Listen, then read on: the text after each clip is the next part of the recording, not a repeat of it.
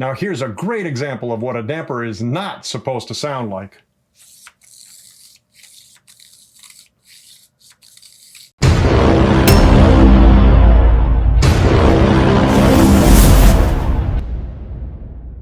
Hey folks, we're back again with another video, and today we're going to be working on a Fox 34 Performance Elite Stepcast fork.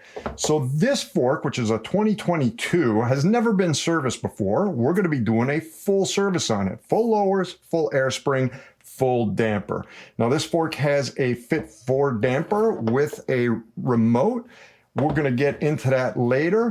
This is an easy fork to work on. It's not difficult. The lowers, just like all lowers, in my opinion, the most important service on a fork, just like an air can on a shock, stay on top of it. Doesn't have to be every 50 hours, but stay on top of it. Depending on how you ride and the conditions you ride in, it might need to be done every 30, 40 hours or every 70, 80 hours, but 50 hours is a good average. Air spring, easy enough. Damper, this is a FIT4, like I said. The FIT4 damper is not difficult at all to service nor to bleed, okay? So you could do it. I have more than enough confidence. With that being said, let's get into the tools and parts needed for the job. I'm going to break out the tools into 3 sections. 50-hour service, air spring service, damper service. No matter which service, safety glasses. Wear your safety glasses. 50-hour service tools. For starters, paper, pencil, pen, to write down our settings of shock pump in order to, well, find our settings for air and to fill up this fork later.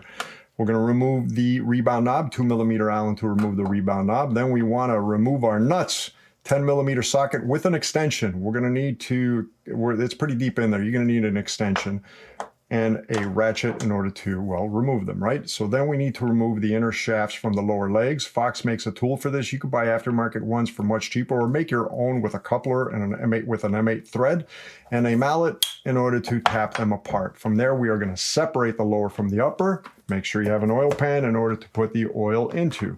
Then we're going to remove the foam rings. You're going to need a pick to remove the foam rings. Then we're going to remove the wiper.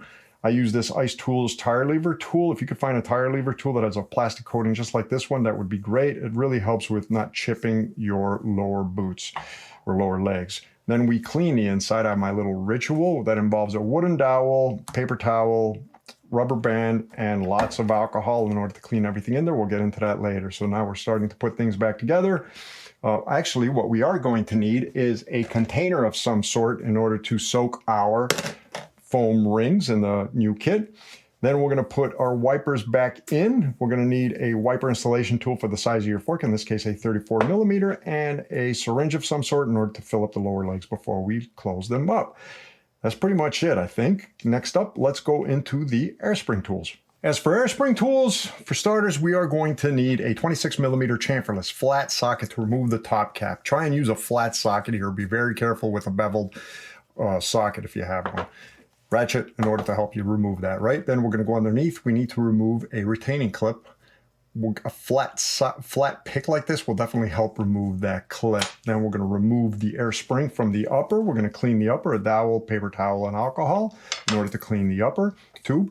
So then what we're going to need is a 10mm soft jaw in order to put in the shaft of the air spring so we can remove the base nut. Now, to remove the base nut, you might need heat because there is Loctite red on it. You will need either a 12mm wrench, nip-X, plier, anything to remove it, but ultimately a 12mm crow's foot to torque it back down at the end. We're going to separate the air spring. Pick comes in handy to change the seals. A metal brush comes in handy to remove the Loctite red, the dried Loctite red on the threads of the base nut.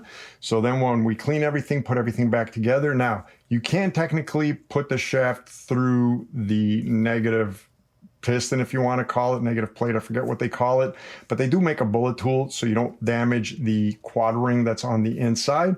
So a bullet tool really comes in handy. You don't have to buy Foxes, which is expensive. You could buy one like this online on eBay. Now they make plastic ones on eBay, printed ones for real cheap, so I would definitely get one of those. We're going to need Loctite red in order to to lock it all down. A torque wrench, alcohol, paper towel, and that's pretty much it. Next up, let's go into the damper tools. As for the damper service tools, first we're going to start off with removing the low speed compression knob, 2.5mm Allen. Then we're going to remove all the dials. Then we're going to remove the entire damper from the upper body, 26 millimeter chamferless socket for that with a ratchet. Then we separate it. We're going to clamp down to a 17 millimeter hole clamp on a vise, 19 millimeter, a 3/4 inch wrench, Nip-X adjustable wrench to separate the damper in order to take out the oil, 19 millimeter, again, crow's foot or 3/4 inch crow's foot in order to torque it down later, very important. We're going to need an oil pan in order to put the oil in. From there, we're going to work on the compression stack first. Now, there is a small C-clip. You're going to need some pretty strong fine picks for that to remove it. We'll get into that later, and I highly, highly recommend a magnet for when you move it, right?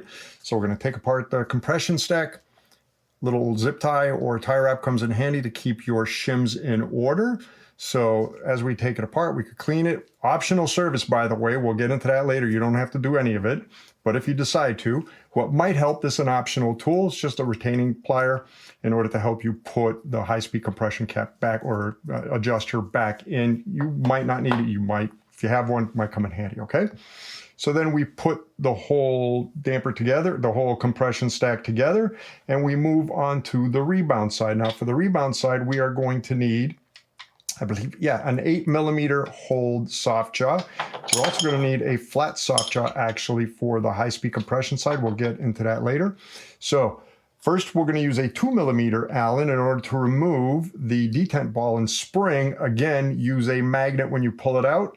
I'll explain that later when we get to it. Then we're going to separate the base stud so we can remove the seal head, 11 millimeter wrench, Nip-X adjustable wrench, but an 11 millimeter crow's foot in order to torque it down later with Loctite red to torque it down. Now, before we torque it down, we're going to put in a new seal head. You could try and do it without a bullet. I highly don't recommend it. You could tear your seal head quad ring.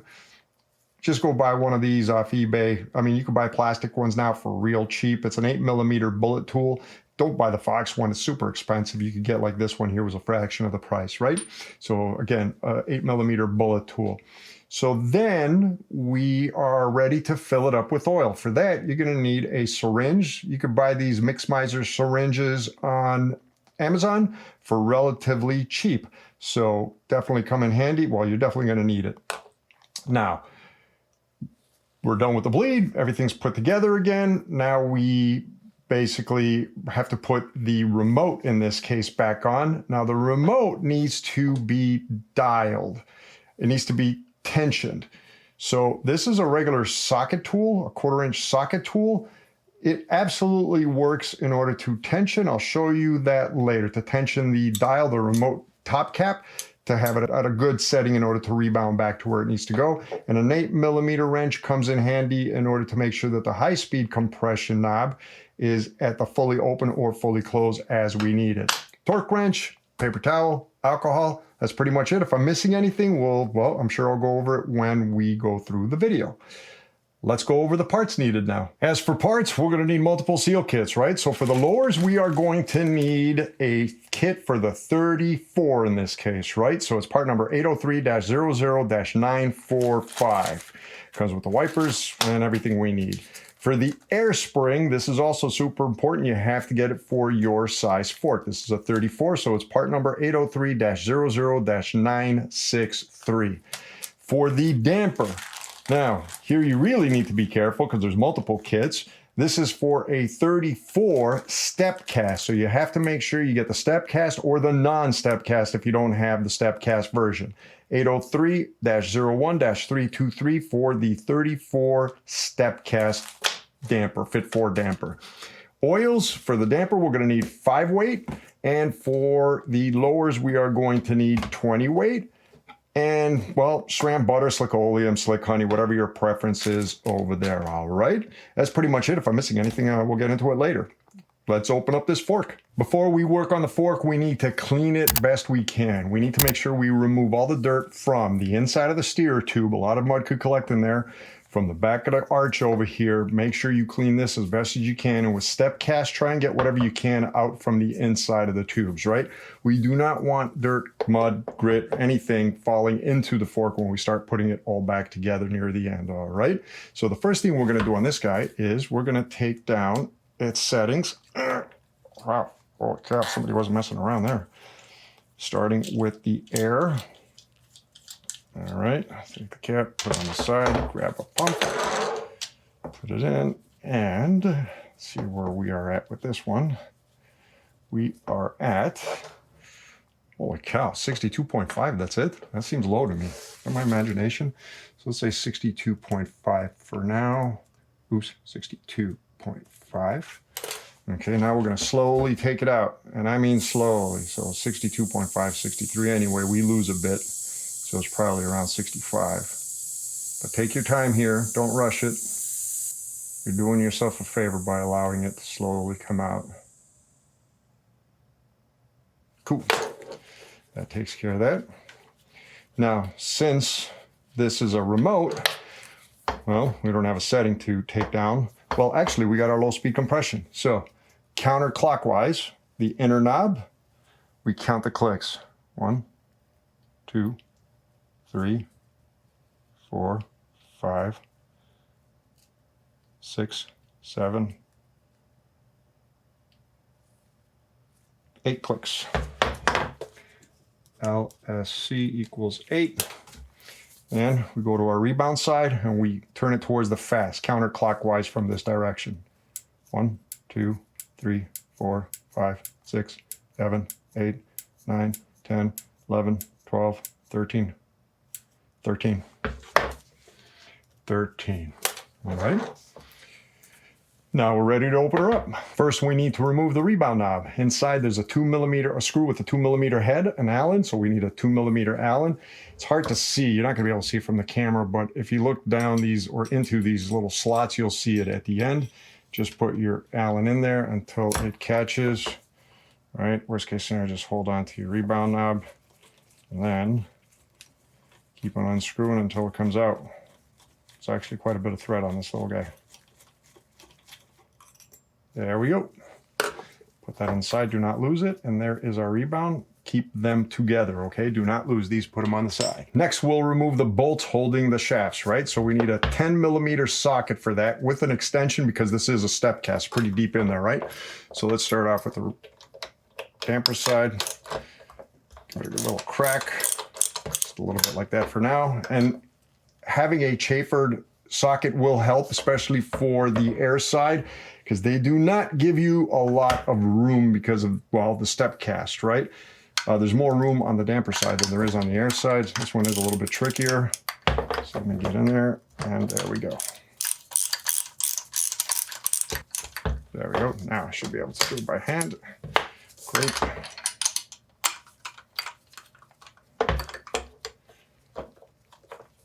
Oh. Yep. That is one. So there should be a compression washer that's not on it. That means it's stuck on the threads. We will get that later. So let's get this one out. I should be able to do this one by hand. All right. Now Fox has a tool that helps us separate the shaft from the boots. You can get these aftermarket actually on eBay for real cheap. So what you want to do is put on the threads and give it 4 turns. About that much. All right. Then we give it a tap. The whole idea over here is just to separate the shaft from the lower boot. Unscrew it. We'll do the same to the air side. There we go. 2, 3, 4. There we go. Separate it. We need an oil pan, right? So we're going to take the arch and we're just going to pull them apart. There's our 2 crush washers. We're not going to use those. And I'll tell you what, man, that is messed up. That is messed up big time. There is 0 oil on the air side. That's not good at all.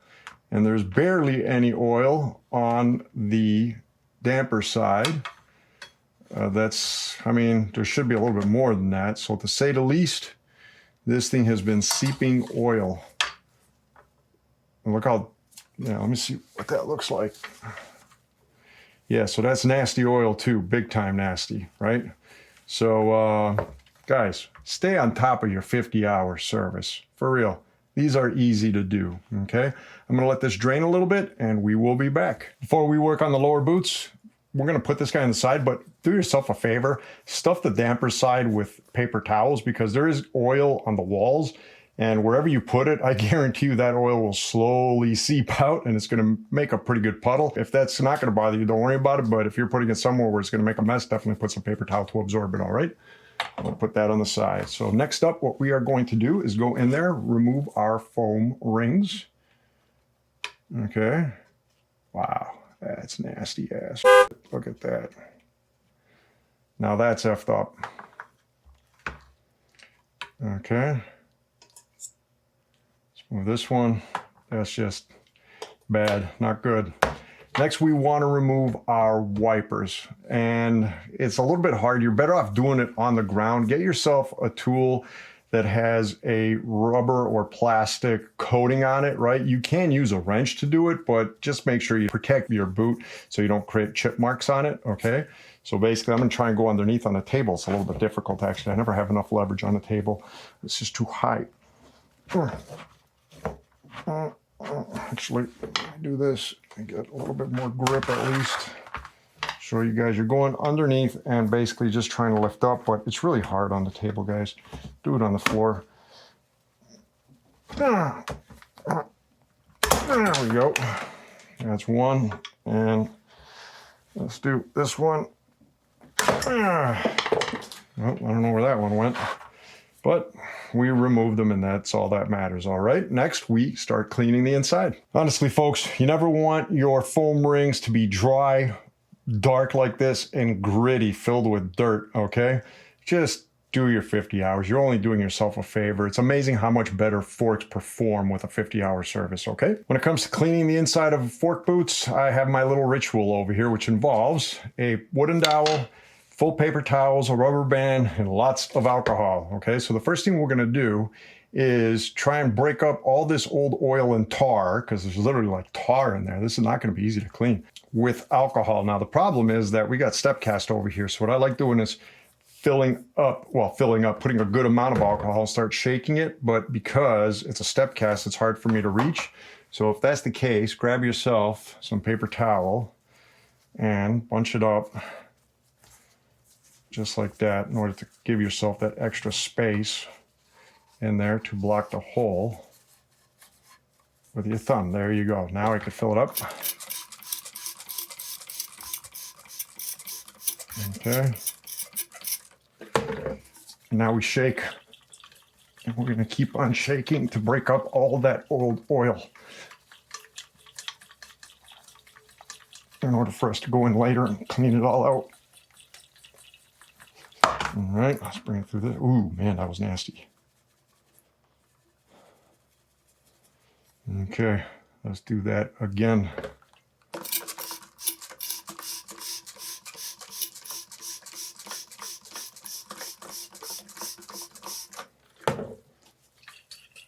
Shake it up.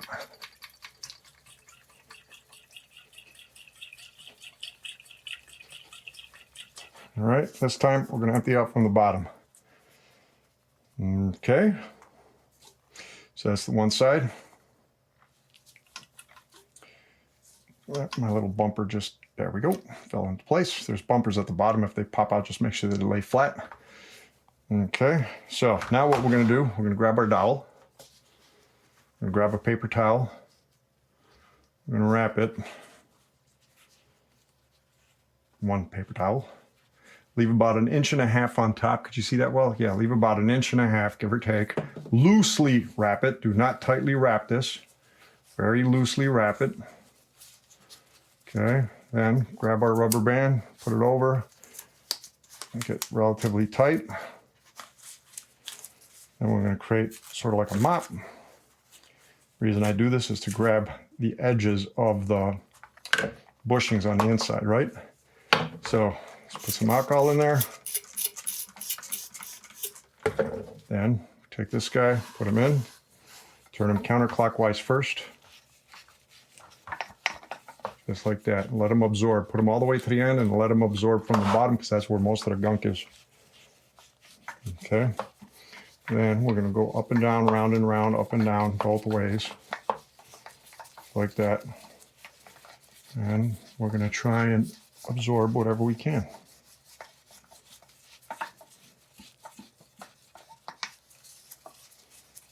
Okay. This is our first shot. Okay, take this out. Now let's do it again. Paper towel, leave about 1.5 inches, loosely wrap it. Loosely, not tightly. There you go. Yep, perfect. Okay, oops, not like that. There we go. Wrap it once, wrap it twice, wrap it 3 times.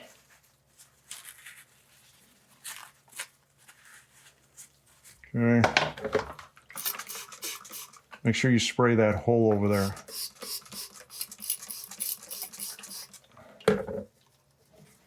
Put them in. Let them sit at the bottom and absorb. Go up and down. Try and get both sides of the edges of the bushings.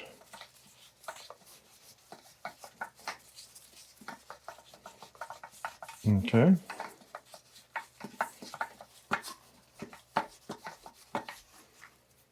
That's looking pretty good. Actually, still got some good amount of dirt, but I'm going to do it a third time.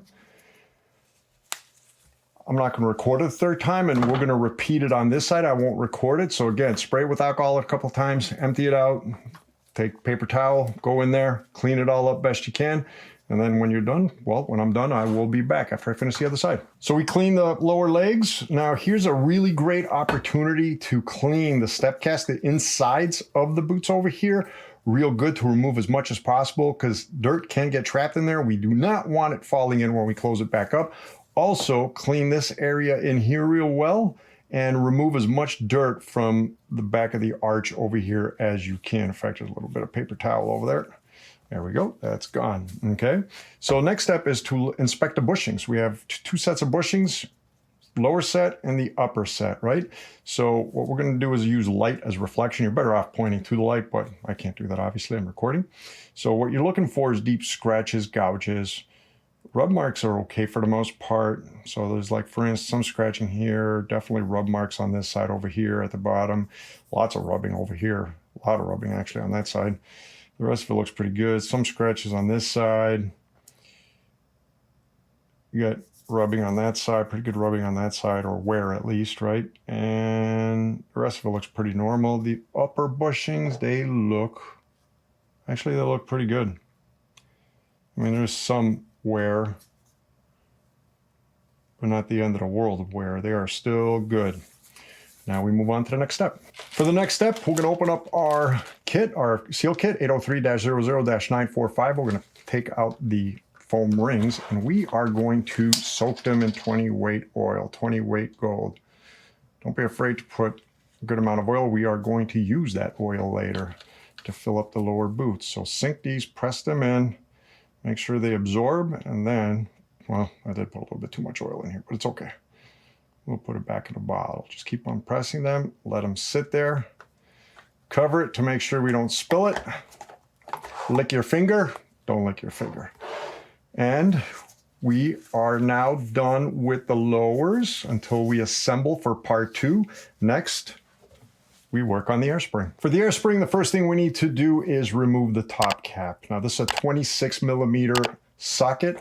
Chamferless preferred, okay? Because, I mean, this is very easy to strip if you have a chamfered socket, the ones that have the angles that are beveled inside. So a chamferless 26mm. So fit it on there. Now this could be a little bit difficult, guys, for real, depending on how tight it is. There we go. Okay, that one wasn't too bad, actually. Sometimes these are over tightened, in my opinion. Okay, let's unscrew him until we can take him out by hand. And he has one token in him. We'll put that on the side. Next, we want to remove the retaining ring. So if you notice, there's a flat spot and a lifted spot. To remove the ring, we need to go underneath the lifted spot, just lift him up, and then just walk him out, just like that. Okay? Now, actually, just in case he makes a mess, let's pull out. Wow, man, holy cow. That's ridiculous. That's what happens when you don't service your, first of all, this has way too much, this came from the factory like this, guys. I'm positive this has never been serviced. That is a load of grease. That's way too much, and look how black it is. I mean, it's literally black. It's horrible. So, well, I'm going to clean all this up best I can. That is, whew, that's crazy. Honestly, I don't know if I've ever seen air spring grease this dark and this much. This is like a ridiculous amount, guys. And again, this came from the factory. So for those people that are like, well, you barely need any, you need some, you need a good amount, but I think this is excessive personally. All right, let me clean this up good. I will be back. Next, we're going to clean the inside of the upper tube over here. So let's spray alcohol on them. Okay, then we're going to grab paper towel, bunch it up into a ball, a tight ball, stuff it in there. Okay, just like that. Wooden dowel, put them all the way through. All right, I'm going to do that one more time. Actually, this time I'm going to do it this way, to be honest. And the reason is so I don't drag in any debris from the threads. Paper towel into a ball. Clean the base over here first. Squeeze them in. Then, all right. Now what we are going to do, clean the base over here. Make sure there's nothing on the threads nor the top part. Okay, so that will go in later. Take a look inside, and yep, that is clean. I see no scratches. I do see wear, surprisingly. Okay, so if you look around here, all that's wear. That's like friction rubbing, which is really odd considering how much grease there was on this thing. But that's not exactly a great thing, right? It should be real smooth. There shouldn't be any marks. I don't really see any scratches, although I do see potentially some scratches on this side. So, oh well, it is what it is. I can't do anything about it. All right. Next up, let's work on the air spring. Before we work on the air spring, I opened up Seal Pack 803-00963. Again, 34 millimeter fork. Make sure you get that one right.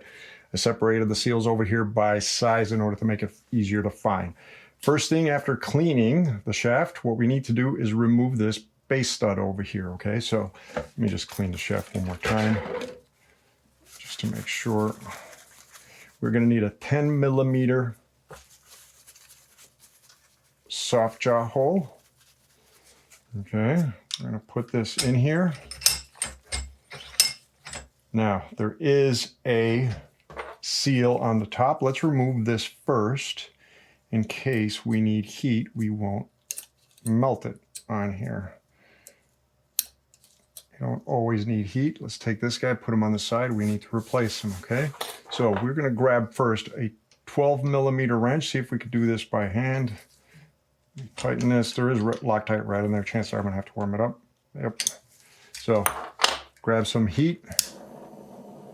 Don't go too crazy. Just enough to warm up that Loctite red. Try this now. A little bit tighter, and there we go. All right. Ooh, wow. Holy cow, that is tight on there. Geez, that almost feels like a strip in there. Okay, that's ridiculously hard. But it's getting easier and easier. Wow, they were not messing around, whoever built this. They overdid it with the grease, and something tells me they overdid it with a Loctite. Either that or he put it in there all stripped. That was weird. Oh yeah, there is a lot of Loctite in there. Oh man, there's a lot of Loctite in there. Okay, well, we're gonna have to clean that out. So there's another seal on here. Let's remove this seal since we're at it. And we will put them on the side. Okay. Wants to make my life difficult. There we go. Done. Next, what we're going to do, might as well take care of it now. So we got these two seals. take our piston, bumper, and that's the entire mechanism. Now it's a question of cleaning and replacing seals. For starters, let's clean the Loctite on this thread. Use a metal brush if you have one, or just go in there with a pick. Okay, that's pretty good. We'll leave this guy on the side for now. And we have a bunch of Loctite in here. So what we can do is grab one of these guys and try and remove as much Loctite from those threads as possible. So we get good clean surface connection when we reapply the Loctite. Actually, that's not too bad. What was that? Velcro.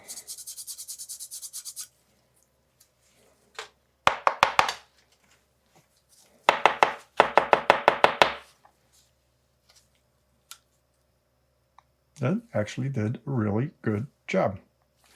So let's just clean the rest of the grease off this guy. Okay. Sweet. So let's start off with replacing the seals on this guy here. So we have these two here. We grab this one here, find its replacement on this side. That has to be it. Yes, that is it. Out with the old, in with the new. And we have this one here, which has to be that one there for sure. Yep, out with the old, in with the new. Now, the bigger one goes on top and the smaller one goes on the inside, yes. So what we're gonna do is grab a little bit of grease, put them on here. The thicker one goes where the fine threads are.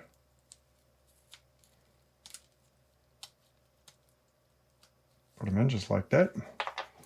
A little bit of grease, and the thinner one goes where the fatter threads are, at the base all the way up in here. There we go. Now let's make sure we clean the threads. There's no oil on them. I'm going to leave this guy on the side. Since we're here, let's take out this quad ring. Okay. Let's clean the inside of the seat.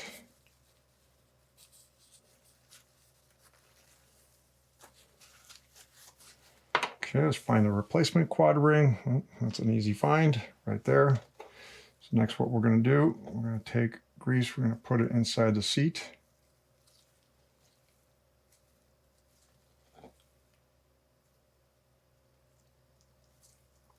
Okay, just like that. Now let's take some grease, put it on the quad ring. Now when we put the quad ring on, we want to make sure we don't, there he goes. So make sure he's not twisted. Okay, so that's looking good. Let's clean the bumper of any old grease, outside and inside. Okay.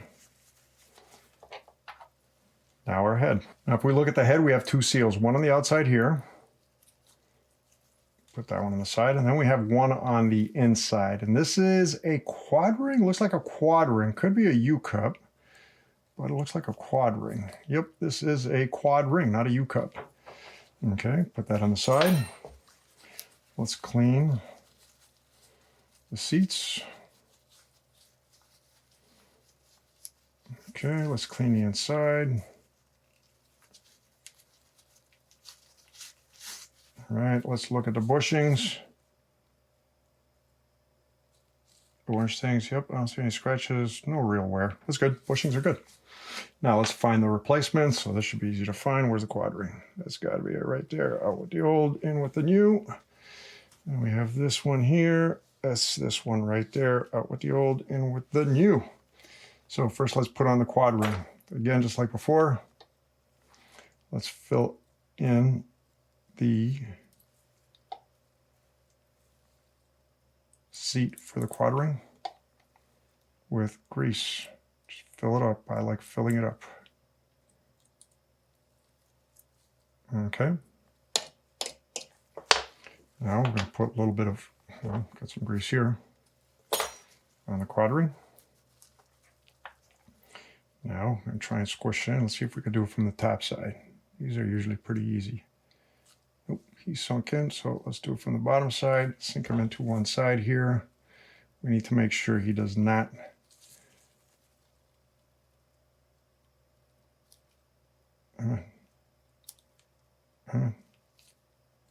twist when he goes in.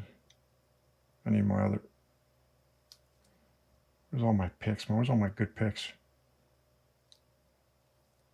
Okay, that's fine. Let's try this one here.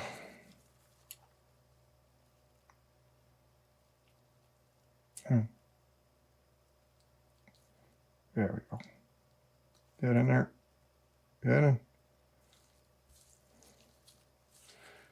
Nearly there.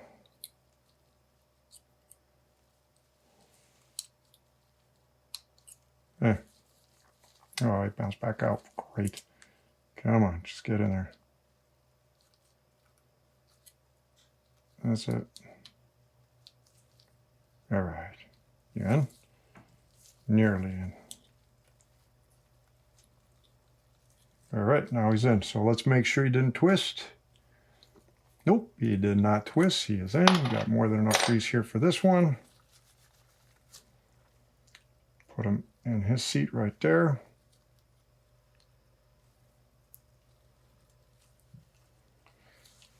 Is that the right one? Yeah, it is the right one. Wow, that's deceiving, but okay. To reassemble the air spring, first, let's put a little bit of grease.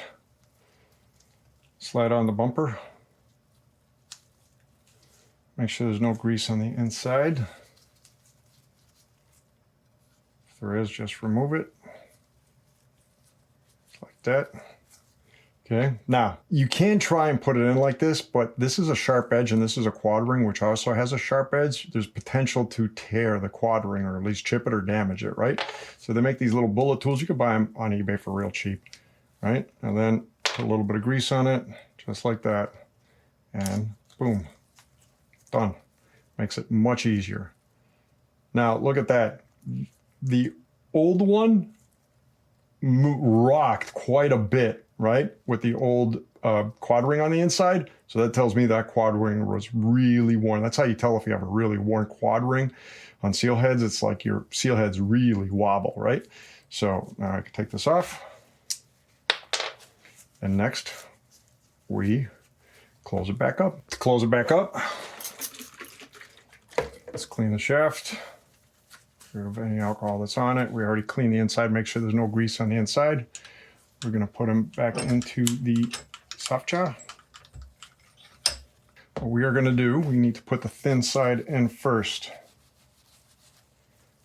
Okay. Put the Loctite red on it now. The only problem is you got to be real careful that you don't get it on the edges on top of the threads, right? If you do it like this, what you need to do is make sure it sinks into the threads real well. So blow it into the threads all the way around. Okay, just like that. Wipe off any excess there. There we go. So we're in the threads, right? Now, be very careful here. Make sure you don't touch the sides and screw him in. There we go. Okay, screw it in. And then, when we're all the way at the base, can't do it anymore by hand. 12 millimeter crow's foot, torque wrench, 5.7 Newton meters, 90-degree angle. And that's probably going to be easier for me here. 5.74. Done. Before we put them into the upper, let's prep the cap. Okay. So, you can take them off, actually, clean them real well, get all that old grease that was in there out of there. Then there's a seal or O-ring on the top part here. Let's go in there and pop him out. Done. Placement's got to be that one there. Let's clean up the seat. Make sure the threads are completely clean as well. Let's put your fingernails in there and just spin them all the way around. That's good. Okay, I don't really have to worry about the top part, but since we're here, why not?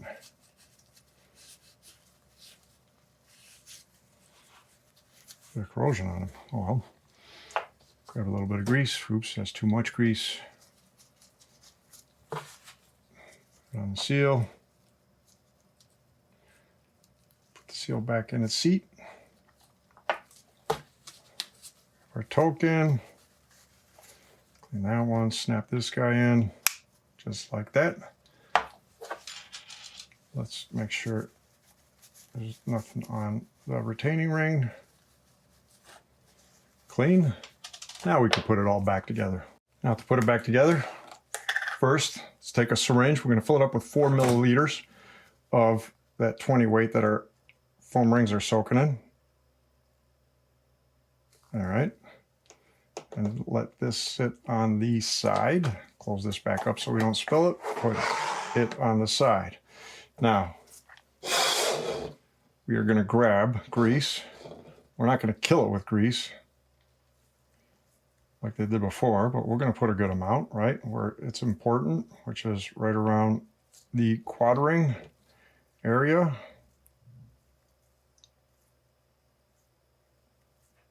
Okay. And then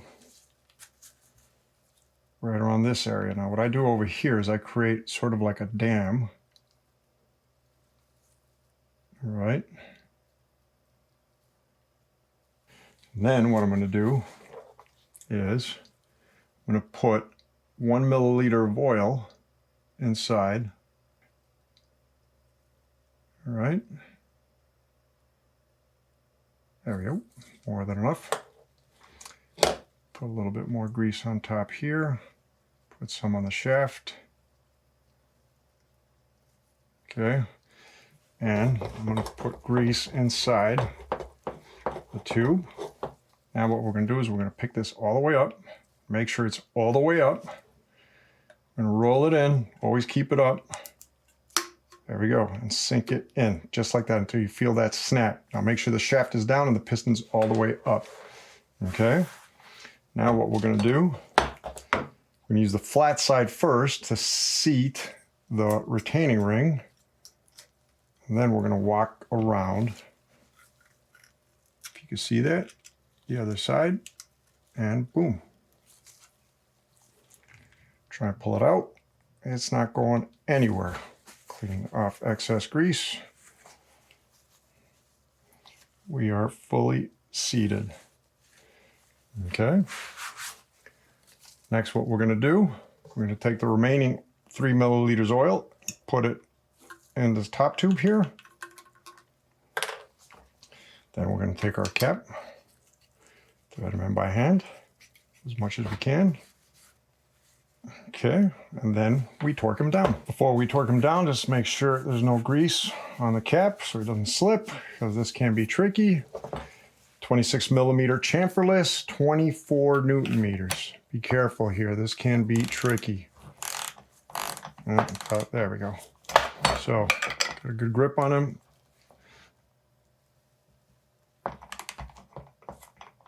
Come on. Come on. Come on. Hey, what's going on? Come on, dummy. What the? There we go. All right.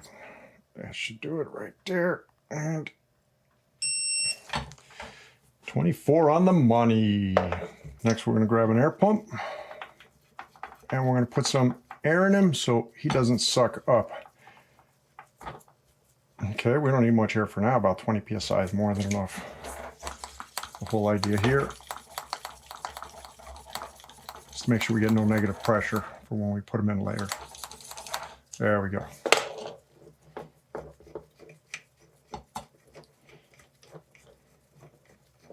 All right. Clean any excess oil. We'll change the sag ring later. Our air spring is done. Next, we work on the damper. As for the damper, first we are going to remove that piece of paper towel we put in there. Look at all the oil it absorbed. That would have been a pool on wherever you left it on the floor. All right. Next, we need to remove the remote. So there's a screw on the low speed compression. We're going to take a 2.5 millimeter Allen and we're going to remove that screw. We already made sure that everything was at the fully open position, right? So we should be able to just pop it out. Should be able to pop this out too. There we go. Keep these two together. Do not lose them.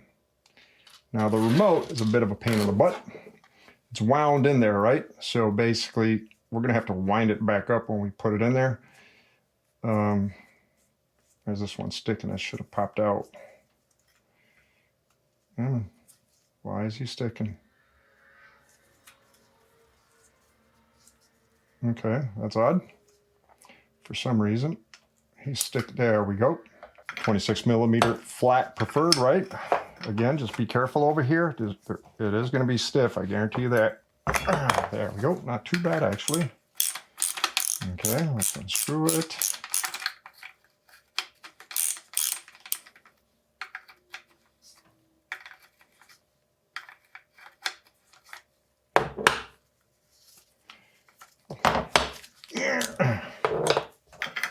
Do rest by hand. And we pull out the damper. Be careful. And that's our damper. Just like the air spring side, first let's clean the inside of the tube. Spray some alcohol in there. Put your paper towel. Poke it in there. And then, oh, I forgot my dowel. Grab the dowel, push it through. Make sure we clean the threads on this side. Take all the dirt off the rim over there. Just like that. As far as the damper side, nothing touches the wall, so we don't have to worry about scratches over here, right? Only the outside you have to worry about scratches. Now we're going to put this on the side. Before we work on the damper body, just clean the outside of all the oil so it's easier to grab, right? Now, listen to this. That is exactly the slurpy, slushy sounds that I mention in all my videos. You do not want to hear those sounds. This damper is completely shot. Listen to that.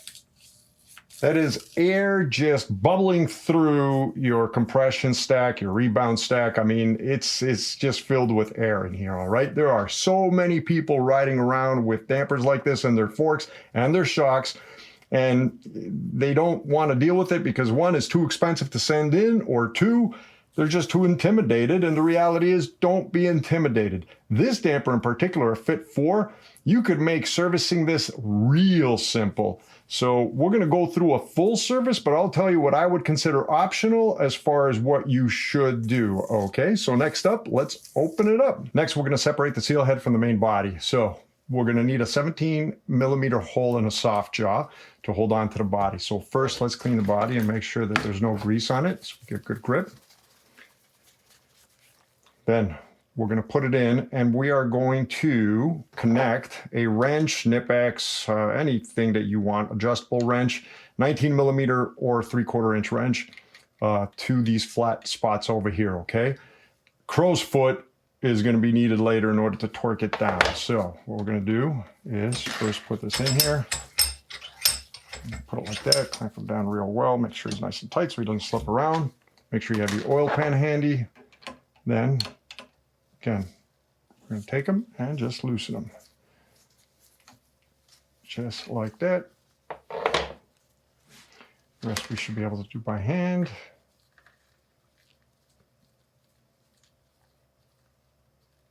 Okay, take them out.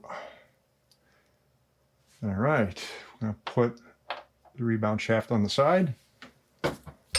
Now, let's see what this is going to look like. Ooh, oh man, that's supposed to be clear.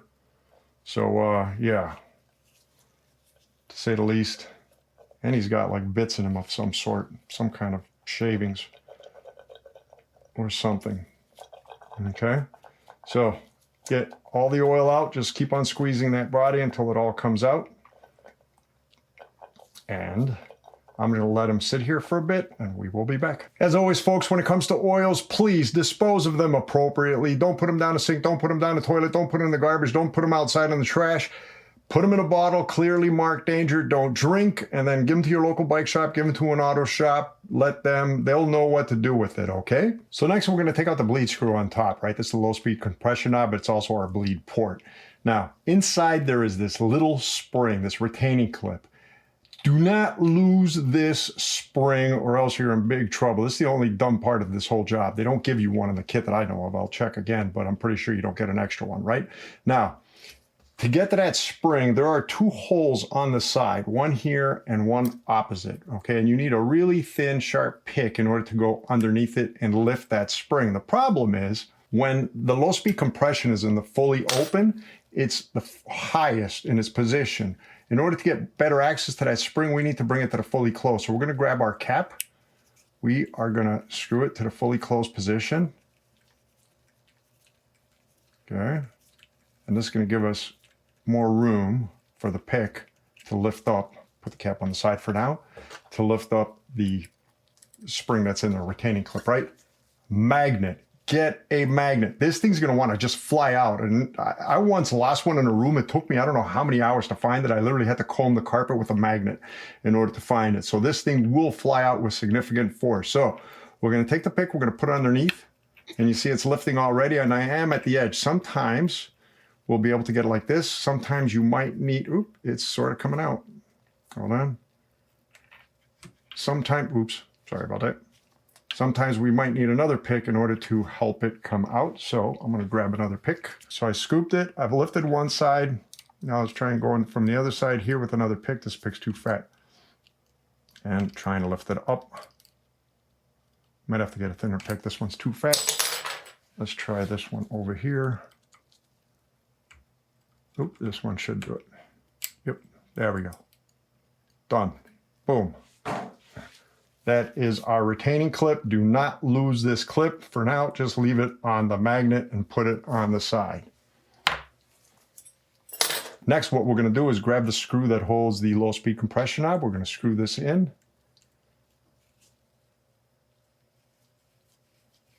All right, and then we're going to pull up the knob. Whoa, I forgot to mention. Where'd it go? I heard it. So, both came out. Great. There's a spring and a bearing and a ball in here, and they'll pop out. I totally forgot to mention to use the magnet to grab them. My bad. Let me find them now. So I got mega lucky. The spring fell inside here and the bearing fell right next to me. But whenever you remove the low speed compression, there is a spring and a ball. Make sure you remove it slowly with a magnet to catch them at the same time. Don't do the mistake that I just made because I got super lucky. I could have been hunting for this spring forever. Okay. This technically is really the only seal that needs to be replaced in the entire stack, in my opinion. I'll get into that later. So the reason we're opening this up now is to try and get the oil out from this side. If there's any in there, and there isn't. Okay.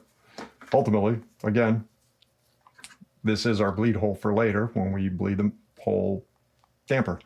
So next up, we are going to work on the damper. In my opinion, everything that we're about to get into now is optional for the FIT4. There really aren't any seals in here that need to get changed. This is the most important seal in here that needs to get changed. There is a seal under here that you can change, but at great risk in my opinion, okay? So unless you have issues with your bladder being a torn bladder, we do not need to take any of this apart. We could go straight into the rebound rod, which we'll do later, change the seal on this mechanism, and then put it all together and start bleeding, and we're good to go with the FIT4. So again, this part here, optional. So next we're gonna go through the process of changing out the bladder. Again, optional. So we are going to connect the flat jaws, this socket part of the bottom of, or the top of the damper body. Okay, just like that. Give it a secure connection. Now, on the top over here, if you notice, we have, can you see it? Yes, you can. So we have a retaining ring. One side of the retaining ring is angled, the other one is flat. What we're going to do is we're going to go underneath the angled side, we're going to lift it up, just like that, and then walk it out. Pull that out. We're going to put that on the side. Then we could push down we have a washer here. Put that on the side. Next, we want to separate this tube from the upper portion of the compression stack, okay? To do that, we're going to clamp down on the body, and then we're going to use a 26mm flat socket that we had before and try and separate it. The problem is that there's two connection points, okay? One connection point for the top and one connection point for the bottom, and we don't know where it's going to separate, right? So it might separate from the top. If it separates from the top here, and I'll show you in detail later what this means, the shim stack will be exposed, and you do not want to drop your shim stack all over the place. So we need to be careful with that. So we're going to do this process very slowly. Again, clean your shaft, make sure it's completely free of grease. 17mm hole, we're going to put it in just like that. Okay, tighten it down. Now, 26mm chamferless. Okay, I loosened it. Now, we're not going to take it off here. We're going to be very delicate because we don't know where it disconnected from. So what we're going to do is we're going to take it out and we're going to unscrew it upside down. So this way, if it did disconnect from the top part here, as opposed to the bottom part, then our shims won't just fall out when we go to take it apart, all right? We're going to find out in 2 seconds. Something tells me it disconnected from the top. Yes, it did. And that's what I mean. See what I mean? It disconnected from the top. All our shims are exposed right now. Let's take it and put this on the side. What I mean from the bottom is, now we could pull our bladder down in order to change it. This is from the bottom. So this is a midpoint, right? This screws into this and this screws into that basically. Sometimes it'll separate on this side. Other times it'll separate on this side. When it separates on this side, again, you're going to expose your shims. So you got to be very careful with that. So, you don't drop your shims and not know, and then you're going to have to figure out what order to put them in, okay? Next, we're going to go through the motions of changing out the bladder. So again, this is optional. If you noticed, I opened up part number 803-01-323, the seal pack for the damper. I put all the parts over here, ordered the seals by size to make it easy to find, right? So once again, what we're going to do is we don't need to do what I'm doing right now, right? Technically, we could take the bladder out right now and change it as is, just like that, okay? Leave that on the side. But considering this has never been worked on, I want to go inside here and open this up. And I'm also going to show you something. So basically,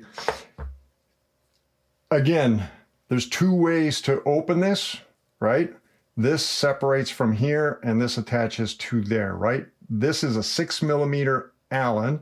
In order to separate it, you would need an extended bit to get in there, okay? But I'm going to put it back in the 17mm hole in here. There are shims in there. I just want to make sure that everything looks good. Make it a little bit tighter. A little bit tighter. There we go. We're going to torque it all back down later. Take it by hand. Now, if we look in here, again, there is a shim right there. I'm going to put this guy down. Then I'm going to grab a pick. Give me this pick here. We have a cone spring. Wide part goes down. We have another shim, and that is it, okay?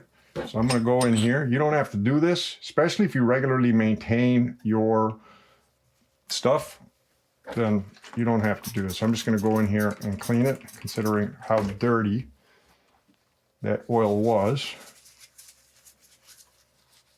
I'm going to grab a paper towel.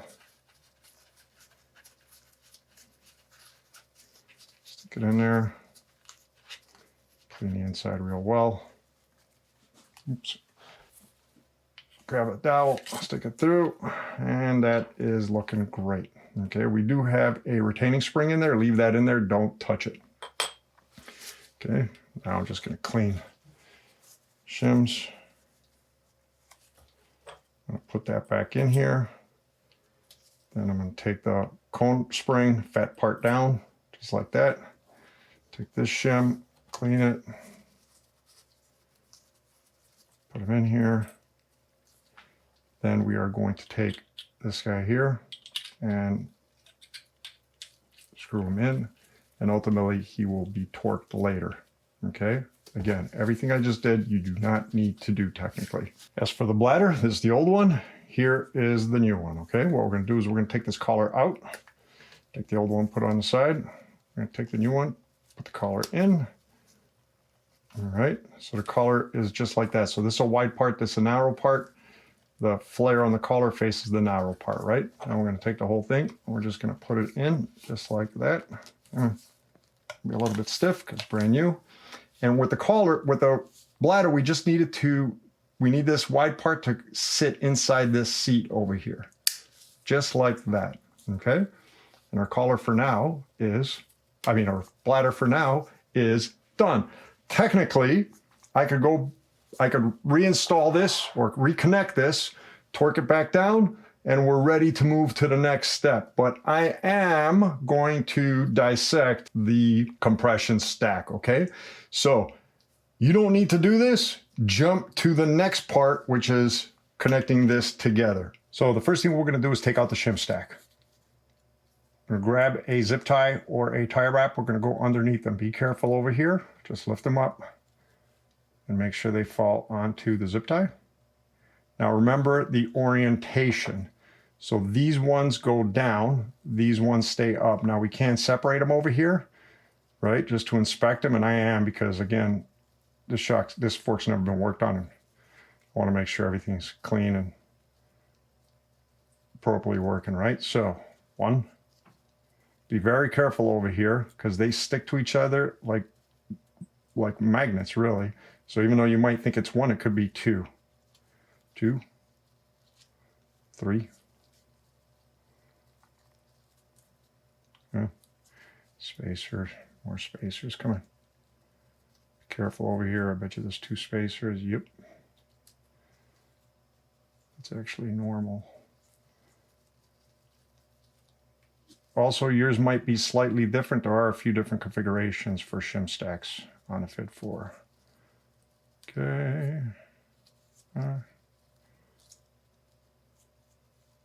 Remember to separate them because they really do stick to each other.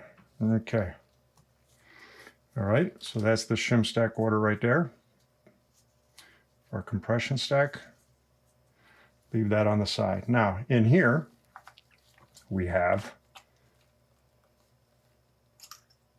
our compression piston underneath it. So this is all normal. So underneath it, we have a waveguide and our low-speed compression dial, right? And then there's our butterfly valve. Let's just leave all this as is intact over there. Okay, and then we have our low-speed compression right here. So some of you who have seen some of my previous FIT4 damper service videos might have noticed that this top cap is different than the other top caps. This is a remote top cap, so it doesn't have the same mechanisms as the regular dial top caps have, okay?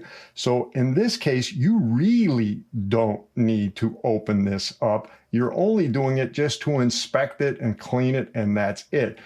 As opposed to the dial top caps, there is one more seal that's optional, in my opinion, that you can change on the low speed compression knob. So in this case, there's nothing to do here but clean up and assemble. And that's what we're going to do now, right? So I'm going to put a little bit of oil, alcohol on here inside. Okay, go in there, grab a clean towel.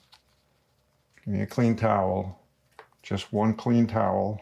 I don't need 2 clean towels. There we go. Oops.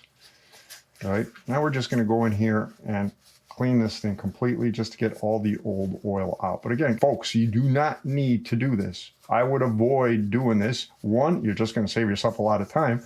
And 2, you could save yourself some potential headache, right?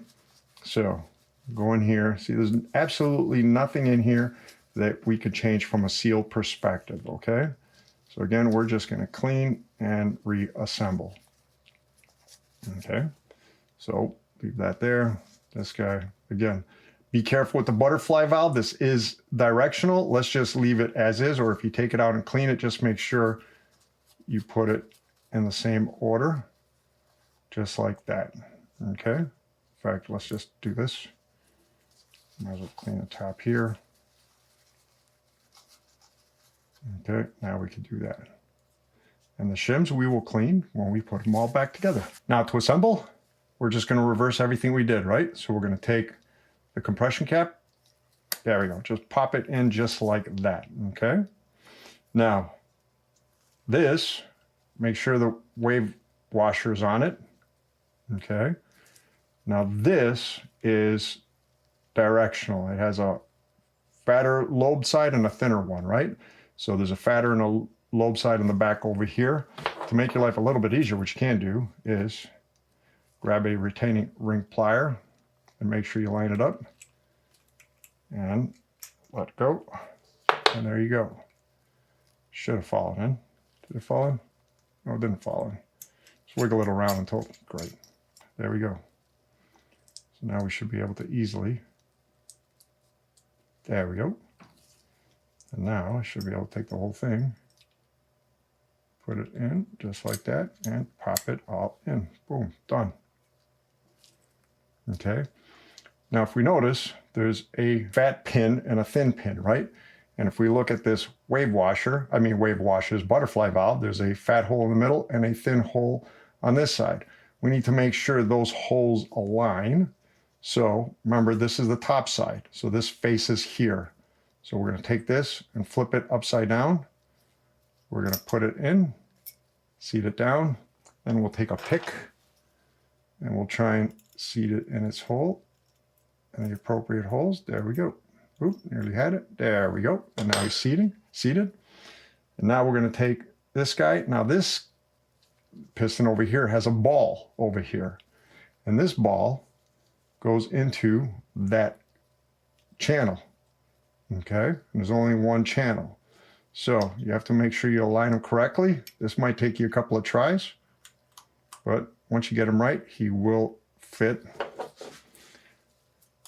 Actually, plier would be a little bit easier. Where is the channel? Where's the ball? There's the ball. There's the hole or the channel. He'll slid. There we go. And he just slid in. Okay. And now we are going to place our shims one by one. We're going to clean them. Just wipe them as we put them in there. That's the bottom one. And then another shim. Be careful over here. Spacer. Spacer. Spacer. Shim.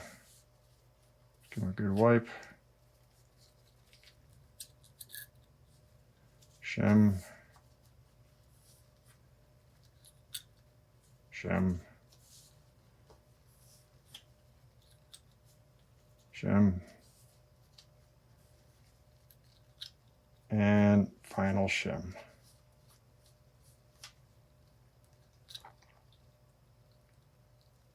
There we go. Oops. Press down. Make sure he's pressed all the way down, right? Don't lift them up. Now we connect them. So now we're back where we were when we just changed the bladder. Again, this was optional. I highly recommend you don't do it. So what we're going to do is we're going to take the bladder portion and we're going to put it into the top cap assembly by hand. Screw it all the way down. Okay. Do as much as you can by hand.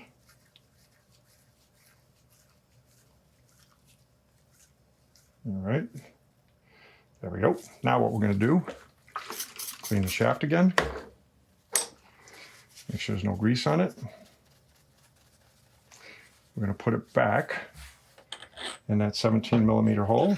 Then we're going to grab our 26mm chamferless socket on our torque wrench, 6.2 Newton meters. And basically it's going to torque the entire mechanism now, right? So just make sure that the bottom isn't spinning.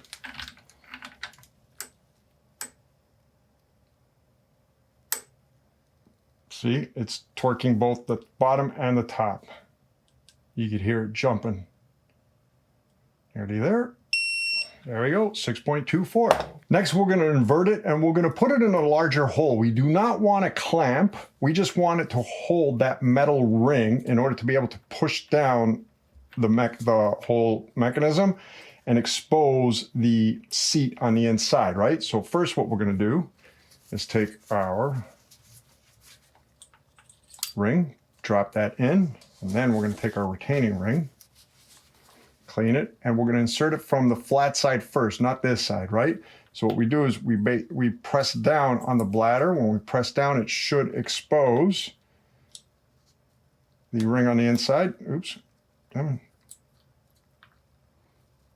Come on. And it should, there we go. Oops. Oh, this one is stubborn, actually. Usually it's really easy. Okay, come on. Squeeze it more. Come on. Okay, this is giving me a hard time for some odd reason. Am I too tight here? No. Come on. And try the other side. There we go. Oh, the other side seems to work. So I'm going to walk it around now, and there we go. It just snapped in. That's all it is. So usually it works the other way, but whichever way works, man, it's just a retaining ring. And our upper assembly is, well, you got to straighten this out. There we go. Our upper assembly is totally done. Next, we work on the rebound section. For the rebound, first thing we're going to do is clean the shaft and put it into an 8mm hole in a soft job. Take the seal head, push it all the way down. We're going to take the shaft, put it in here. Okay, tighten it. Now, there is a ball and a spring over here. This is your detent ball, 2mm Allen. But what you are absolutely going to use is a magnet. So we're going to unscrew the screw, and then there we go. This way you don't lose them, all right? Next, we're going to take out a O-ring at the base of the stud. Okay, we're going to take this out. We're going to put it on the side. Now, we want to remove the base stud from the shaft, and we're going to need heat. Okay, so just take some heat, put it on there for a bit. Don't go too crazy. That's more than enough. 11mm wrench, Nip-X, adjustable wrench, whatever you need. Just make sure that this guy's tight enough. Also, I did change my soft job because the other hole wasn't an 8mm. It's close, but it's a little bit bigger. Okay, we're going to unscrew this guy. All right, now we're going to lift them up. Okay, and we're going to put them on the side. Now what we are going to do, remove our seal head. And this seal head wobbles a lot, meaning it's completely shot. Okay, let's take this guy and pick him up, and we will put him on the side. Now inside the shaft, there is another shaft. Take him, and we put them on the side. And that is literally it for this version of damper for the FIT4. Okay, we're going to change the glide ring later, so I don't like changing that now. Right now it's just a question of cleaning, right? And swapping out one seal and a couple of parts. So let's just clean the shafts. Right, make sure the inside is nice and clean. Let's clean this shaft. Okay, you can try and clean the inside, not worth it. Okay, so this is the old seal head. This is the new seal head. This base stud has 2 O-rings. So let's take out the O-ring now. That's the other one over there. So we're going to take out this O-ring. Underneath them, scoop them out. Come on. Come on. Sometimes these little ones could be so difficult. There we go. Done. All right, so let's clean the Loctite on this side. Clean out the Loctite.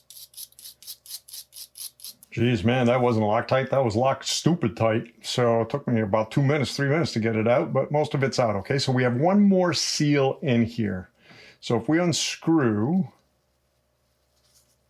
the rebound knob, it'll come out, right? So this part goes in like that. And if you notice on the bottom on this side, on the inside, we have one more seal. So let's try, and you might need a tighter pick than this.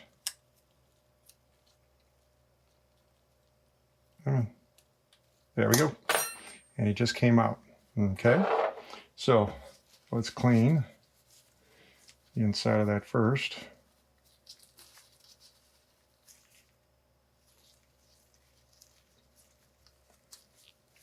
Okay. Now let's find this seal first. And that is this guy right here. Out with the old and with the new. I'm going to put them down.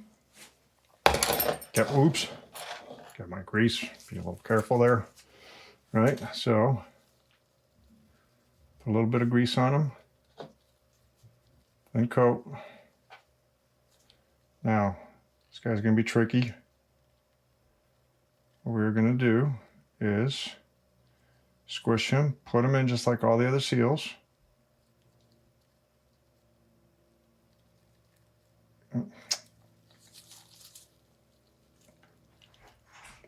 Oh, and she just walked in. Then we're going to press against it. And now we're going to use the opposite side to push it through just like that. And it should fall straight into place. Now we should be able to, let's test it by taking it out again. Actually, it's not perfectly in place. There's one little spot over here. There. Now he's sitting correctly. So now we're going to take it. I'm going to screw this thing back on all the way down. That is done.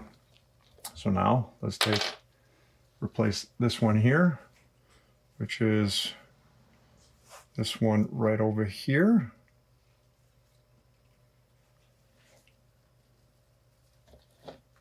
He goes on this part here. Might be a little bit tricky. Use the table as leverage, or maybe you can see it. Yeah, let me just use the table as leverage, because these guys can get pretty stiff and pretty difficult to fold in. Basically, just put one side and roll the rest in. Or use a pick to roll him in one side and then roll them all the way around. There we go. And then we have the last one. We will put him at the base over here. Oops, that's the old one. I need to replace him with the new one. What am I thinking? So it's the old one. That's the new one. More than enough grease on my fingers for it.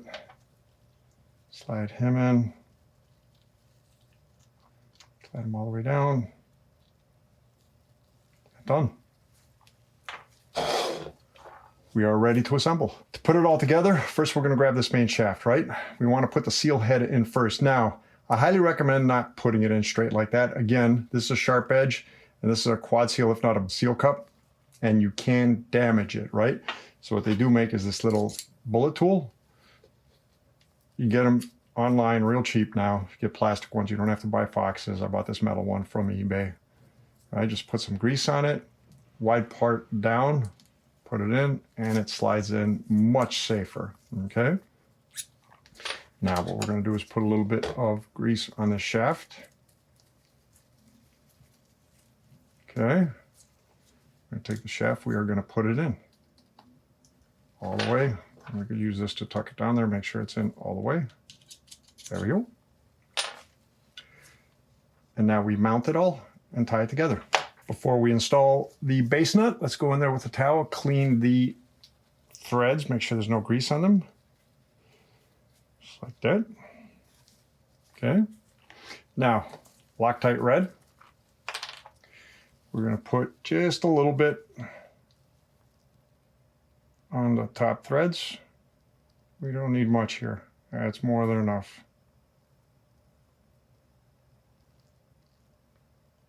And put a little bit more on this side, just in case. There we go. Just a couple of small dots. Sink them in real well. Now we're going to take this and we're going to sink this side in all the way down. Right? And we're going to screw them in.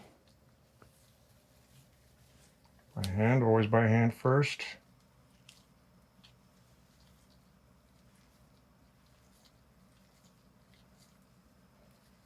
If it starts getting too hard, you use your plier or your wrench, adjustable wrench. Okay. Now it's starting to get a little bit stiff. Come on. There we go. Made it to the end. Torque wrench, 11 millimeter crowfoot, 3.4 Newton meters. We grab them. Torque them down. 3.44.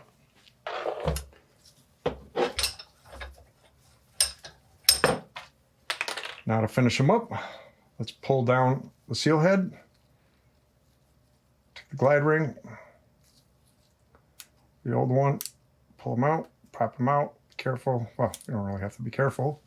Then we're going to replace them with a new one. The new ones are always going to be like ridiculously wider.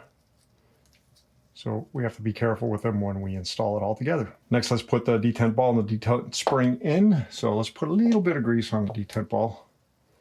Right, so I'm going to take that, I'm going to pop that in. Then we're going to put a little bit of grease on the spring. All right, there's more than enough grease on my fingers. Let's take the spring, we're going to pop that in.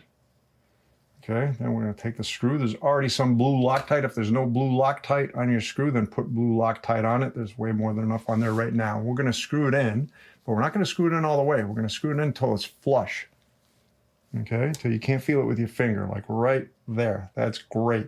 And our rebound shaft is done. Now we're ready to close it back up. Technically, we have one more seal we need to change, but we're going to change that later. First, we're going to fill up the system with oil using the existing seal because we're going to have to remove this later anyway, right? So take this guy, pop him back in. Okay, just like that. All right. Now, leave this on the side. Make sure you have a soft jaw with the 17 millimeter hole ready. What we're going to do first is fill using our 5-weight oil, PTFE infused. We're not going to fill them all the way. Fill them 3/4 of the way. Just about there, right? And then what we're going to do is squeeze on the bladder and try and suck down all that oil. Fill up the bladder. And we are going to repeat. See what I mean? How it fills it up. Till all the air bubbles come out, or as many as possible come out. See, still bubbles coming out like crazy. So just keep on doing this. Massage that bladder. Chances are you're not going to run out of oil, but if you do, just add a little bit more oil in there. So take your time. There's no rush when it comes to bleeding this. It's actually a really easy fork to bleed, or damper to bleed. Okay, I'm going to keep on doing this, and I'll be back when I'm done for the next step. So I massaged the bladder. I'm not seeing any more bubbles come out. It only took about another 2 minutes. Now what we are going to do is grab our oil. I mounted in the 17 millimeter soft jaw, or the hole in the soft jaw. Put some paper towel around because paper towel is going to want to come out. Make sure you get your pan underneath, right? So we are going to fill it to the top now. Just like that. Now use something to tap it.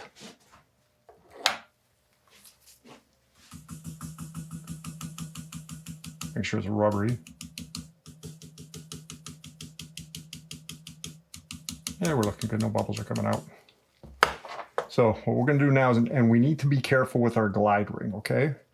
We're going to sink it in as a hole and, well, screw it all down, okay? So what we're going to do is sink it in, make sure that the glide ring goes in. Okay, come on, get in there. Now pull the shaft up. We'll get any air bubbles. Actually, a lot of oil came out, so we should be good. Turn it by hand as much as you can. Always by hand first. Okay, and then when we're all done, we grab our 19 millimeter crowfoot, 90-degree angle at 6.2 or 6.2 Newton meters on the edges over here of the seal head. There we go, 6.36, works for me. And this part of the bleed is done. Before we do the second part of the bleed, we need to make sure that all our controls are in the open position, right? So first let's grab our rebound knob, fully counterclockwise. If I go left clockwise, or if I go clockwise, you'll hear the clicks, go counterclockwise. Now we're fully open for sure. We're gonna take our low speed compression knob. Chances are this is gonna be fully closed. So we turn this fully clockwise. Yep.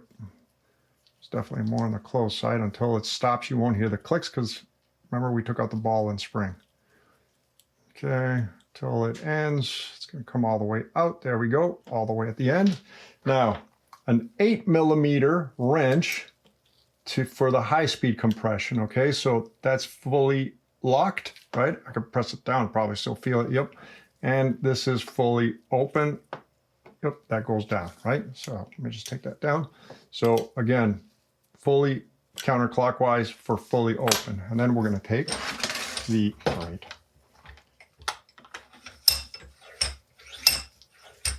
tamper. We're gonna put it in a clamp. Don't over tighten it, right? We do not wanna over tighten it. So, I'll put this guy underneath. Make sure there's enough room where you could fully extend the shaft. Just don't over tighten them. If you feel the shaft get stuck when going up and down, that means this is too tight over here. Now we're gonna take the low speed compression bolt again. All right. Now we're gonna lift up that whole mechanism. There we go.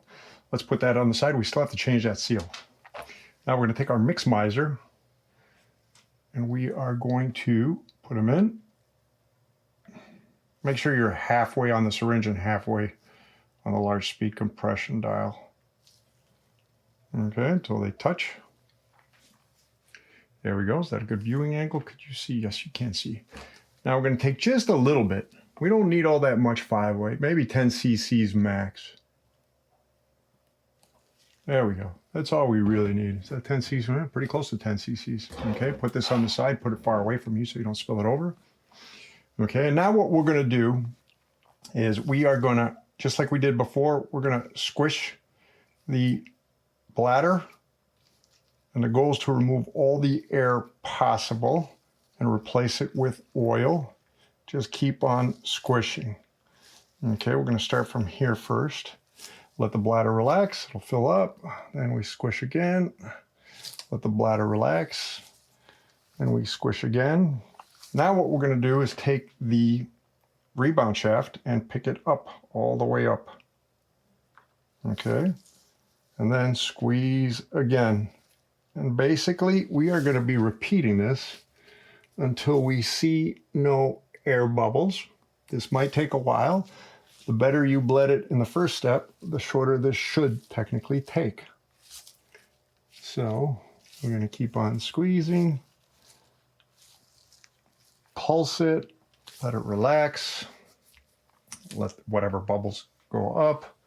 This is just a little bit of patience, guys, and the more time you put in here to ensure that there's less air in the system or no air in the system, the better off you are, all right? So squeeze it again. Oop, I just saw a bubble. Oop, it just went up, good. Oop, another one just came up. If you see a bubble and it's stuck near the top, just pulse and it'll go up eventually. Okay, now let's take the shaft down slowly. No rush. Let it relax, let it fill up. Let the bubbles go to the top, and it's just repeat and repeat until you are more than comfortable that you have fully bled the system. Okay, bring the shaft up again. Let it sit there. Let any bubbles slowly climb to the top. And let's squeeze. It's looking real good already. So The way I do it, I'm going to repeat until I see around 10 times in a row repeating this process with no bubbles. That's when I know I'm done. Okay, so I don't assume if I went 2-3 times, I just keep on going to 10. And every time I see a bubble, if I see a bubble in that 10, then I'll do it for another 10 until I don't see any bubbles. This is just a bit of patience. It'll take a few minutes, but you're only doing yourself a favor, okay? So I'm not going to record the whole thing.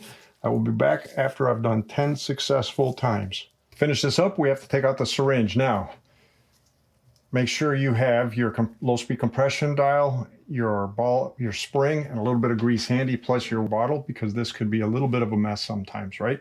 So what we're going to do is lift the syringe, and it will fill this up with oil, which is a good thing. We want oil in there. Okay. Whew, that ended up being like the perfect amount of oil. Go figure. Okay, so we got the oil in there. Let's put the syringe on the side. Now, we're going to grab our high-speed compression knob. We're going to grab first the spring. We're going to put some grease on it. Okay. And we're going to put it in the knob right there. Then we're going to grab the ball, put some grease on.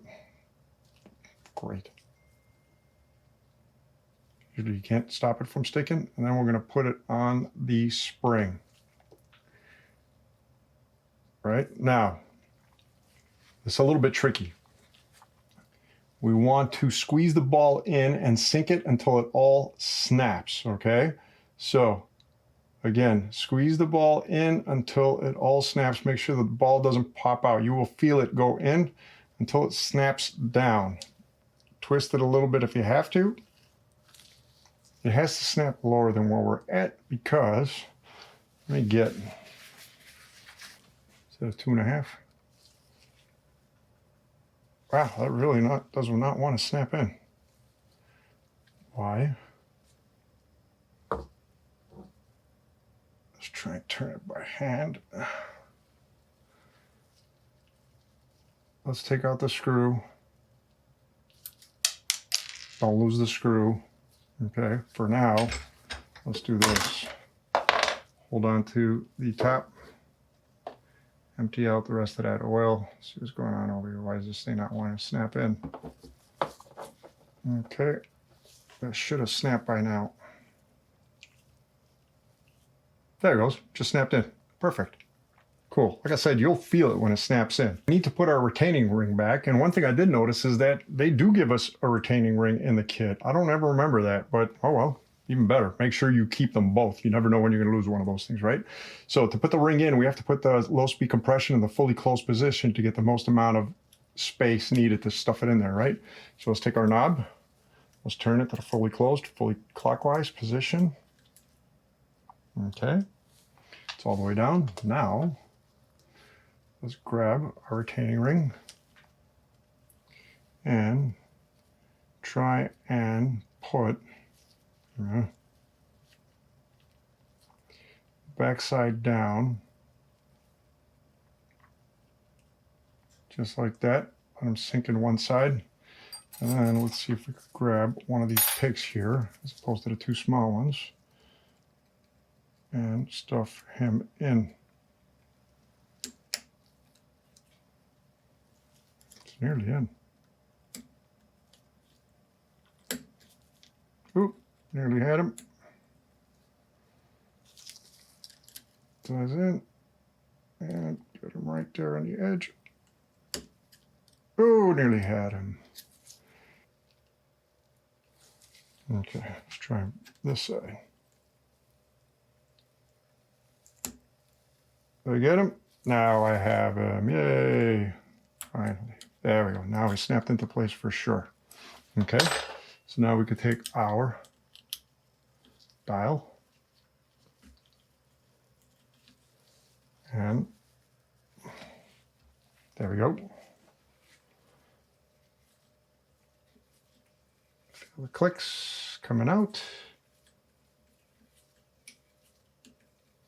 There we go. And he's at the end. and we are doing great. Perfect. To test him, first we're going to squeeze him. We're in the fully open position still. I haven't moved anything, right? Silent. Do you remember what it sounded like before? God, this is what it's supposed to sound like. Totally silent. So now let's test our rebound. Take our knob, bring it all the way to the fully locked, push it in, and oh yeah, that is definitely hard to pull out. So that's working perfectly.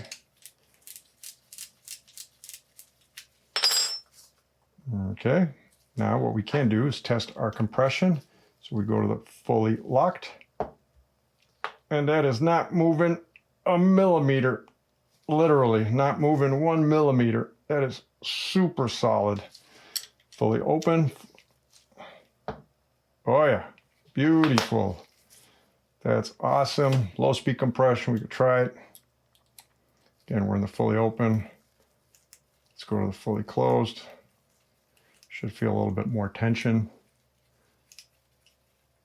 Okay, right there. Yep, definitely feel more tension.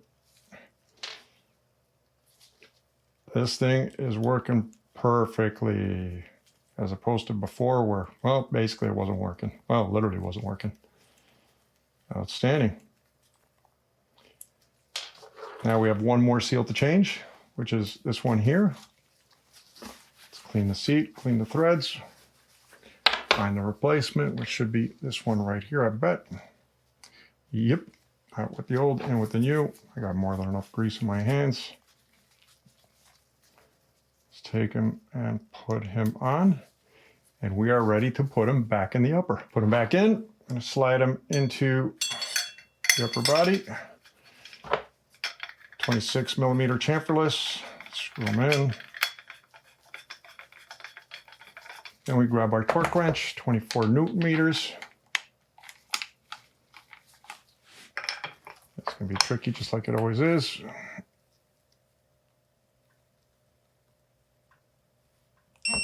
There you go, 24.9. So next we want to put the remote in. The problem is that we need to wind it in order to put it in correctly so it has tension when you're using your remote. Now, there is a special tool to do this from Fox, which costs a lot of money, or you could do it on your with any socket hand tool as long as you're careful. So in this case, again, this needed to be at around, let's say the 11 o'clock position is where it was before, give or take, right? Somewhere around there is where it was. So what I need to do is put this in and turn it at least 360 degrees towards the clockwise position, okay, towards the lock position. Problem is right now it won't fit like this as is, right? So I need to pull it out, and this is a very delicate balance over here. You're probably gonna mess it up a couple times, but you're not gonna break anything. You're just gonna sort of mess it up. Before we start, actually, we need to make sure that we are in the fully open position in this case, okay? So 8 millimeter. Now, I'm going to put this in, but I'm not going to put it in all the way. First, I'm going to seat it in the position that I want it. Then I'm going to pull it out just like that. And now I'm going to put this in, and I'm going to start turning at least 360 degrees, just like that. Okay, so that's one full turn. And now I'm going to try and fit it all in, just like you would with that tool. You're going to have to play with it a little bit. And come on. Again, it's finicky this way. Without it, there we go. Done, and we are in. Now, I could test it. If I take my 2 millimeter, if I go back and I let go, it comes back with good force, actually, on its own. As for the low speed compression cap, it's up to you how you want it positioned. So when it's at the fully open, I like it when my dials, the letters are facing straight down. I'm going to take my screw. We're going to screw this guy in. We're not going to over tighten him, just a good hand tight. Okay, just like that. Make sure, hold on to them, tighten them real good. Make sure we could turn it. Yep, there's our clicks. And we are good to go. Our damper is done. For part 2 of the 50-hour service, we're going to start off with putting the foam rings that have been soaking and the wipers on the lower boot. So, open up our can, let this drain a little bit. Put the foam ring all the way at the base. make sure it's nice and flat on the base. That's one. I probably should do one at a time, because sometimes when I do two at a time, then I put in the first wiper, the second one pops out. We'll find out. So we're going to need this oil. Let's just put it on the side for now. Now, when it comes to the wipers, before we install them, we're going to take off the top springs so we don't mess them up later when we go to install them, right? Now, as for the wipers, we're going to take a little bit of grease. We're going to put on the outside, just like that, on each one. Don't put too much, just give it a nice little thin coat. Okay. Now, take our wiper, we put on our wiper tool. We'll try to escape on me. All right, see if we can do it by hand. Usually with Fox you can't. Oh, maybe, see, I told you. I knew it. Anyway, you can make life easier by tapping it. The whole goal here is to make sure it's flush. That is perfectly flush. Let's put this guy on. Now that I made a mess, let's put this wiper on.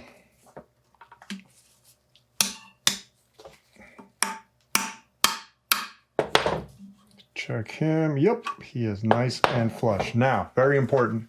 This is a big chance for us to clean the back over here of any excess grease. Okay. Same on this side. Because once the upper goes in here, it's going to be much more difficult. Cool. Let me clean up this mess. Now what we're going to do, we're going to take SRAM butter or scolium, whatever you want, slick honey, whatever you prefer. Now what I like doing is filling up the concave spots. Might seem like excess, but considering chances are, I don't know if he'll do his regular 50-hour service or not. But if you're not going to stay on top of it, then less is definitely, more is definitely more.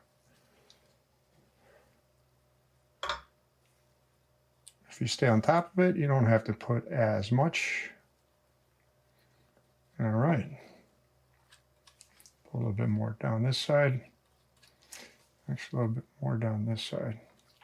Once again, let's wipe off any excess on the back.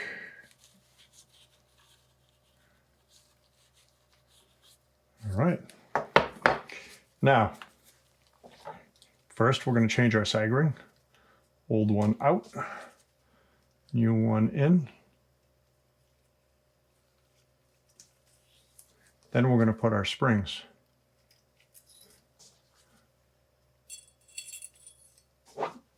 Okay. Now, we're going to take our upper, insert one side first, just a little bit.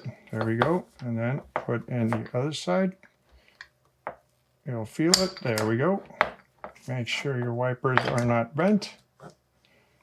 All right. And we already touched bottom. Next, we need to fill the lower legs with oil.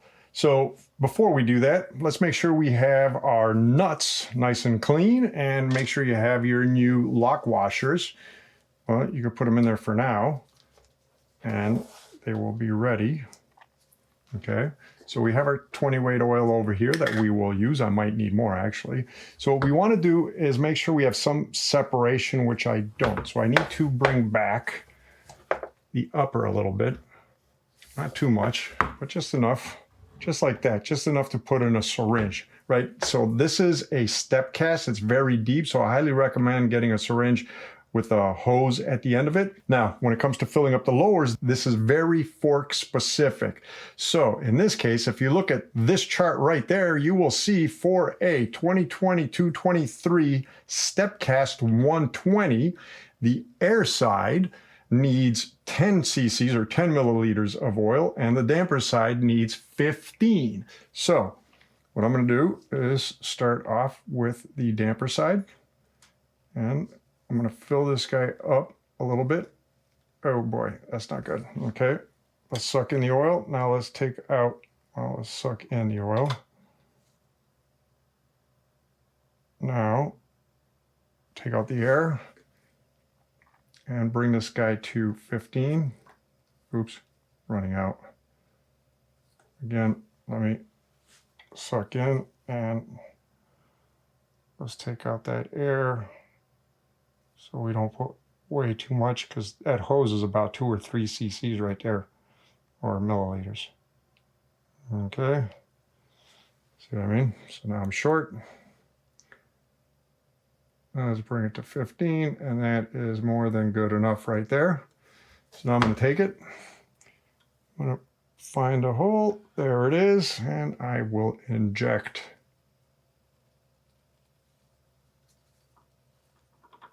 Okay, now let's inject the rest, and that is good enough right there. Let it all spill to the back. Not one drop spilt outside. That's good. And for the air side, we want 10. Do I have 10 in here? Am I going to be able to get 10? That's going to be close. Yes, I will be able to get 10. There we go. Now what we do is we close it. Make sure that both bolts stick out. Both of them are sticking out. I see them perfectly. So now we grab our 10 millimeter. Let's start on this side. By hand. Always by hand first. Okay, I know we got that side. Now let's do this side. Okay. Grab our ratchet.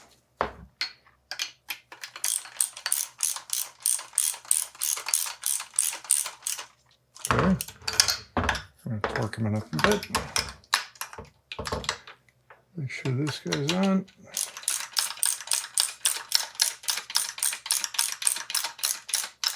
All right, now we torque him. Torque them down, 10 millimeter at 6 Newton meters. At least that's what I do, 6 Newton meters. Fox wants you to do it less. There we go. Always tricky with the step cast. Careful here, don't over torque.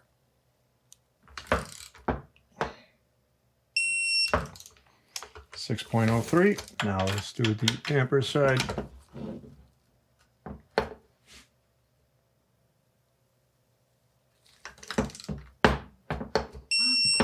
Oop, hot, 6.6. Oh well. Next, let's install our rebound knob. Make sure he sits, you should hear click just like that. Magnetic bit definitely will help over here, so, because he's pretty deep in there. Again, if you look in between the slots, you could see the hole. Screw this guy down.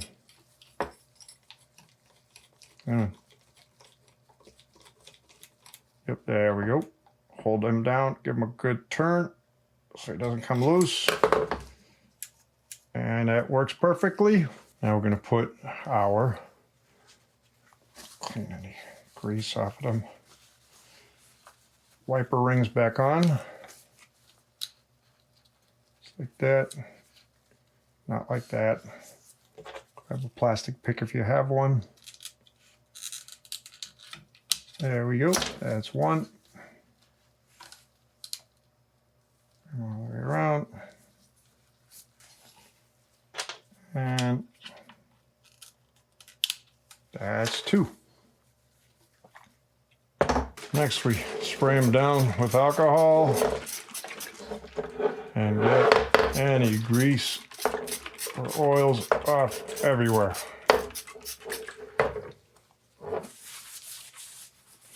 Make sure you take your time when doing this. Get all these little spots, or else dirt will immediately stick to it like a magnet. All right, behind the crown, on the boots, especially with Step-Cast. I already cleaned the inside, but just in case. And ta-da! There you have it, folks. You just finished fully servicing your Fox Float 34 Performance Elite Stepcast fork. This is a very easy fork to work on. Lowers, just like all forks, stay on top of your lower service. Lower service has the highest ROI, in my opinion, out of any service on a mountain bike, okay? And that goes for shocks as well, air cans for shocks. Every 50 or so hours, just change the grease and the oils, man. It's not gonna take you long. Once you get used to it, you'll be done in about 20, 25 minutes, right? And you only have to do it once, maybe twice a year, depending on how much you ride. So, air spring, super easy, just like on all forks. Damper, the FIT4, especially the Stepcast, is a very easy damper to work on. You could really shrink the time down to just the 3 seals on the rebound side and the 1 seal on the low speed compression knob. Outside of that, there's nothing else to do, right? So super simple job. Stay on top of it, and these forks will work just great, okay? So from this point forward, we need to put the dials back to where they were before, fill it up with air, make sure we put our air cap back on after we fill it up. And then after your first few rides, I'd say about 5, 6, 10 rides, make sure to keep your stanchions clean because excess grease will come out and dirt will collect it, making the wipers' jobs harder. Again, always try and make your wipers' jobs easier. That will definitely make your stanchions last much longer. Same goes with your shock, okay? And once you're done from there, well, you're ready to go out there and rip it all up. So, folks, if you like this video, please click that like button, man. It would be super appreciated. Click that subscribe button to see more videos. Click the bell button, ding, in order to get notified when new videos get released. And more videos like this are coming. Until then, I hope all's well with all of you, and we will be talking to you soon. Take care. Have a good one. Bye.